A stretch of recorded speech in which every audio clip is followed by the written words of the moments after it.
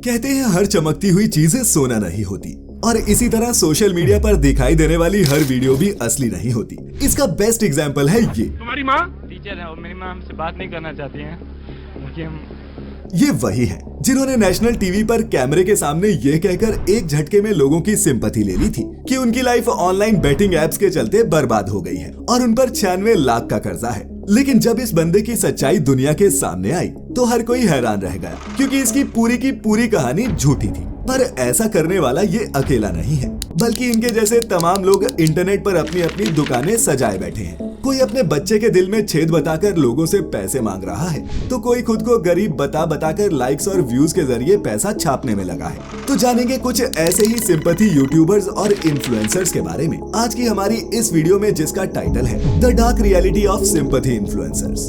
क्या आपने इन्हें पहचाना? शायद नहीं। पहचानेंगे भी कैसे? कल तक ये भाई साहब खुद को गरीब बताकर लोगों की सिंपैथी बटोरने में लगे थे, लेकिन आज न तो ये गरीब हैं और न ही इन्हें आपकी सिंपैथी की जरूरत है, क्योंकि भाई साहब पहले ही खुद को गरीब बताकर एक थार और छपरियों की फेवरेट माने जाने वाली KTM बाइक खरीद चुके हैं। और दोस्तों ये कमाल है उसी मैं गरीब हूँ वाली वीडियो का।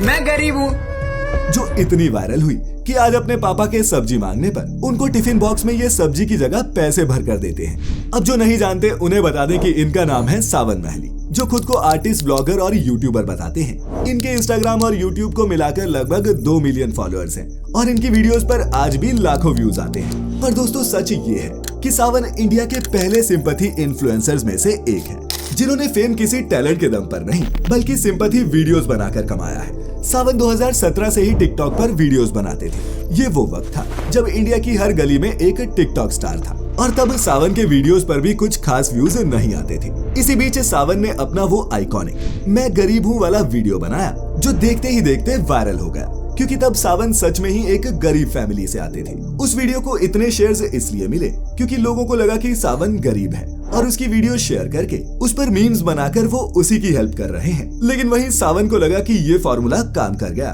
तो उसने उसी तरह की वीडियोस की भरमार लगा दी, जिनमें वो खुद को बहुत गरीब और मजबूर शो करता। और उसने सालों तक लोगों से भी अपनी कमाई छिपा कर रखी, क्योंकि वो जानता था कि जैसे ही लोग उसकी लग्जरी लाइफ को देखेंगे तो उसकी वीडियोस पर व्यूज आना भी बंद हो जाएंगे। लेकिन फिर टिकटॉक ही बैन हो गया, जिसके बाद सावन ने कुछ दिनों तक इंस्टाग्राम पर भी मैं गरीब हूँ टाइप वीडियोस बनाए, जो ज्यादा नहीं चले। जिसके बाद उन्होंने अपने कंटेंट को 360 डिग्री चेंज कर दिया और मैं गरीब हूँ से स्विच करके अमीरों वाले वीडियोस बनाना शुरू कर दिया।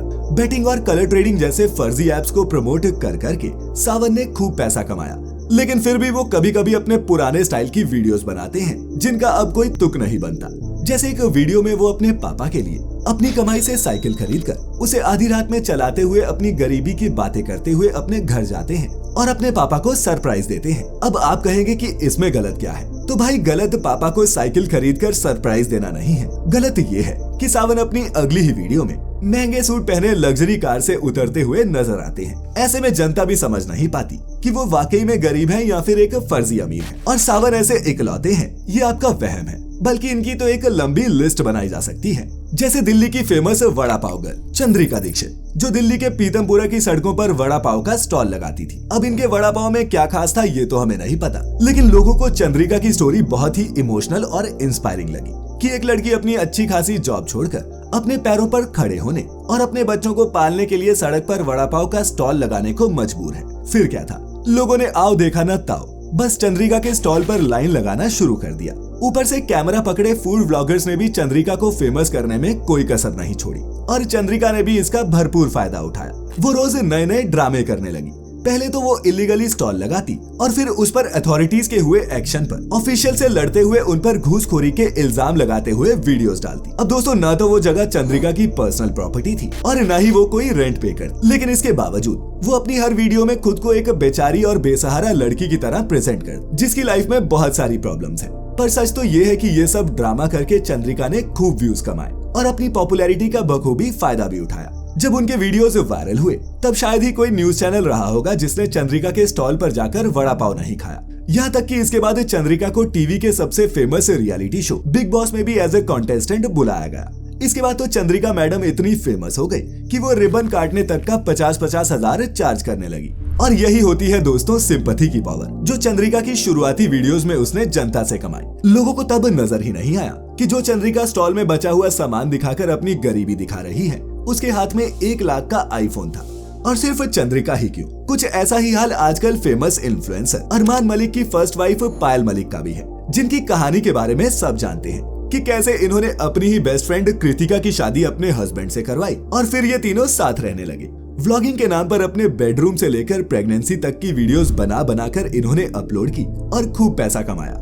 यहाँ तक कि तीनों एक साथ बिग बॉस के घर में भी गए। लेकिन जब पायल शो से पहले ही हफ्ते में बाहर हो गई और बिग बॉस के घर के अंदर से अरमान और कृतिका की कुछ वीडियोस बाहर आई, तब पायल ने एक नई स्ट्रेटेजी बनाई और वीडियो बनाकर कहा कि इस तरह की ट्रोलिंग से उनके बच्चों पर बुरा असर पड़ता है, इसीलिए वो बहुत जल्द अरमान और कृतिका से अलग हो जाएंगी। ऐसा लगता है कि सारी चीजें हमारे बच्चों के ऊपर आ रही है और मैं ये सोच रही हूँ कि इतना सब कुछ सहन करने से अच्छा है कि ना गोलू और अरमान के आने के बाद मैं बच्चों को लेके अलग हो जाऊँ। यहाँ पर भी कुछ लोग ऐसे थे जो पायल की साइड थे और उन्हें लगता था कि पायल के साथ गलत हुआ है। और आपको जानकर हैरानी होगी कि ऐसा सोचने वालों की संख्या भी लाखों में थी। और इसी एंगेजमेंट के चलते पायल की उस वीडियो को करोड़ों लोगों ने देखा और पायल का ये सिक्का भी चल गया, क्योंकि जैसे ही कृतिका और अरमान बिग बॉस के घर से बाहर आए, पायल सब कुछ भूलकर फिर से उनके साथ रहने लगी, जिससे साफ पता चलता है कि पायल ने अरमान से अलग होने वाली वीडियो व्यूज के लिए बनाई थी और वो अरमान से तलाक नहीं लेने वाली। वो कहते हैं ना, why fix something that's not broken. और दोस्तों ऐसा ही कुछ काम द फ्लाइंग बीस्ट नाम से फेमस गौरव तनेजा और उनकी वाइफ रितु राठी ने भी किया।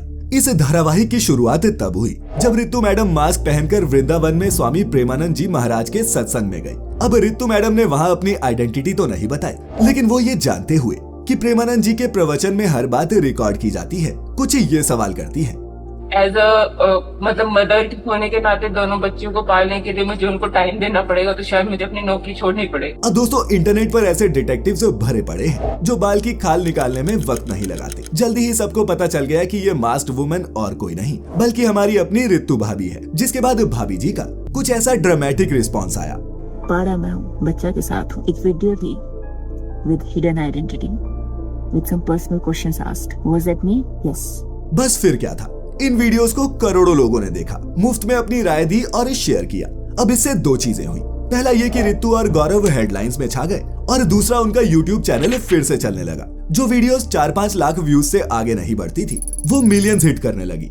खैर ये ड्रामा कुछ ही दिन चल पाया, क्योंकि आगे कुछ हो पाता उससे पहले ही करवा चौथ आ गया और जो रितु तलाक की बातों को हवा दे रही थी, उसने गौरव के लिए व्रत रखा और गौरव ने भी अपनी वाइफ के लिए खाना बनाया। अब आप कहेंगे कि ये सब हमें कैसे पता? तो भैया दोनों ने इसका भी वीडियो बनाकर यूट्यूब पर अपलोड किया था। ये पीआर स्टंट था, ये कहने में हमें कोई गुरेज नहीं, क्योंकि अगर रितु चाहती तो वो ये बात प्राइवेट में या फिर किसी और संत से भी पूछ सकती थी, लेकिन उसने प्रेमानंद महाराज को ही चुना, क्योंकि वो इस समय सोशल मीडिया पर छाए हुए हैं। दूसरा, अगर रितु अपनी आइडेंटिटी छिपाना चाहती तो अपने सवाल को पूछने के दौरान थोड़ा सा क्रिप्टिक हो सकती थी, लेकिन उसने तो 2 बच्चियों, नौकरी, पैसे का रेफरेंस देकर और अपने मास्क को भी नाक से नीचे पहनकर सब ऑब्वियस कर दिया। दोस्तों ये सिंपैथी, व्यूज और अटेंशन पाने की एक निंजा टेक्निक है और ऐसे इन्फ्लुएंसर्स का ये बाजार इंडिया से बड़ा चीन में है। जी हाँ, चीन में ऐसे इन्फ्लुएंसर्स भरे पड़े हैं जो अपनी वीडियोस में खुद को गरीब और बेसहारा दिखाकर लोगों को लूटने का काम करते हैं। जैसे ये धाकड़ दीदी जिनका नाम है सिस्टर यू। चीन में गांव की टफ लाइफ जीने और भारी भरकम वजन ढोने वाली इस लड़की की वीडियोस हो सकता है आपने भी देखी हो। ये बहुत मेहनती है। ये अपने फनी कैरेक्टर वाले पति को सपोर्ट करती हैं, फार्म पर बेशुमार काम करती हैं और उसके वीडियोस बनाकर सोशल मीडिया पर खूब पैसा कमाती हैं। लेकिन दोस्तों सच तो ये था कि ये पूरी की पूरी कहानी सिर्फ सोशल मीडिया के लिए बनाई गई थी, बिल्कुल किसी फिल्म की स्क्रिप्ट की तरह। जबकि असल में जहाँ ये वीडियोस शूट करती थी वहाँ कोई नहीं रहता और ये अपनी ऐशो आराम की जिंदगी से निकलकर वहाँ सिर्फ वीडियोस बनाने जाती थी। लोगों को मैनिपुलेट करके एंगेजमेंट और सेल्स लाना ही इन सिंपैथी इन्फ्लुएंसर्स का टारगेट होता है। इसी साल 4 सितंबर को चाइनीज पुलिस ने चाइना की एक पॉपुलर स्ट्रीमर शाओशान की लाइव स्ट्रीम के दौरान ही उसे अरेस्ट कर लिया। 18 साल की ये लड़की चीन के सिचुआन प्रांत से है और सोशल मीडिया पर इसने अपनी कहानी कुछ ऐसी बताई है। इसके माँ बाप ने इसे छोड़ दिया है और इस मेंटली बीमार औरत ने ही इसे पाला पोसा है। रोते रोते अपनी कहानी बताने वाली इस लड़की के चाइनीज प्लेटफॉर्म डुएन पर 7 लाख फॉलोअर्स थे और ये अपनी लाइव स्ट्रीम्स पर कई प्रोडक्ट्स की एडवर्टाइजिंग भी करती। इन्हीं में से कुछ प्रोडक्ट्स की डिसेप्टिव प्रमोशन के लिए इन्हें अरेस्ट किया गया। लेकिन पुलिस को इस इन्वेस्टिगेशन में जो पता चला उसने सबको हैरान कर दिया। पुलिस ने बताया कि ये लड़की असल में 29 साल की है और इसकी वीडियोस में नजर आने वाली मेंटली इल औरत इसकी बायोलॉजिकल मदर है। इस खबर के बाहर आने के बाद शाओ को बहुत बैकलैश मिला और प्लेटफॉर्म ने भी उसे बैन कर दिया। अब दोस्तों दरअसल ये ह्यूमन नेचर का ही हिस्सा है। जिसमें जब इंसानों को अपने जैसे लोग जिनकी सामाजिक या आर्थिक स्थिति उतनी अच्छी नहीं होती या फिर उनसे भी बुरी होती है तो वो लोग बहुत परेशान हो जाते हैं और ऐसे में वो उन लोगों की मदद करना चाहते हैं। अब ऐसे लोग 100 में से 1 या 2 ही होते हैं, लेकिन 150 करोड़ की आबादी वाले देश में 1 या 2% लोग भी एक बहुत बड़ा नंबर है। यही वजह है कि YouTube से लेकर गूगल पर इस तरह के न जाने कितने ही एड्स चलते हैं जहां कोई अपने बच्चे की बीमारी पर डोनेशन मांगता है तो कोई किसी और चीज के लिए। ऐसे में सवाल उठता है कि वो लोग जिनके पास अपने बच्चों के इलाज कराने के पैसे तक नहीं, वो YouTube और गूगल पर इतने महंगे एड्स कैसे चला रहे हैं। नहीं, हम ये भी नहीं कह रहे कि इन एड्स में नजर आने वाला हर आदमी नकली है या फिर वो कैमरे के सामने एक्टिंग कर रहे हैं, पर इनमें से कितने सच में मजबूर हैं, ये हम इन सोशल मीडिया एड्स को देखकर कभी नहीं जान सकते। तो सिंपैथी बटोरने वाले इन सोशल मीडिया के ठगों से बचकर रहें और इनकी वीडियोस ना सही हमारी इस इंफॉर्मेटिव वीडियो को जितना हो सके उतना शेयर करें ताकि सबकी आंखें खुले। खैर, आपको ये वीडियो कैसा लगा नीचे कमेंट्स में लिखकर मुझे जरूर बताएं और ऐसी सभी वीडियोस के लिए देखते रहें फैक्टिफाई। जल्द ही फिर मिलेंगे। आपका बहुत बहुत शुक्रिया।